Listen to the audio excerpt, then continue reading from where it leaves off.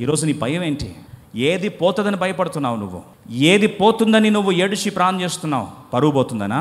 సమయం పోతుందనా? ఆస్తి పోతుందనా? ఏం పోయిందని ఏడిచి ప్రాణం చేశావు? దేవుని సన్నిధి పోయిందని ఏ రోజైతే ఏడిచి ప్రాణం చేస్తావో బైబిల్ రాస్తుంది, దేవుని సన్నిధి ఎక్కడ ఉంటే, వేర్ ఎవర్ ఇట్ ఈస్, నిబంధన మందసము ఒబెదోదోము ఇంటిలో 3 నెలలు మాత్రమే ఉండిందట. ఆ 3 నెలల్లో బైబిల్ రాస్తుంది, ఒబెదోదోము ఇంటిని, ఆయన ఇంటి వారిని అందరినీ దేవుడు ఆశీర్వదిస్తూ వెళ్ళిపోయాడు. జస్ట్ 3 నెలలు. దేవుని సన్నిధట ఒక బోట్లో ఎక్కాడట దేవుడు. ఆ బోటు ఓనర్ పేరు సైమన్. మిగతా చాలా బోట్స్ పక్కన ఉన్నాయట.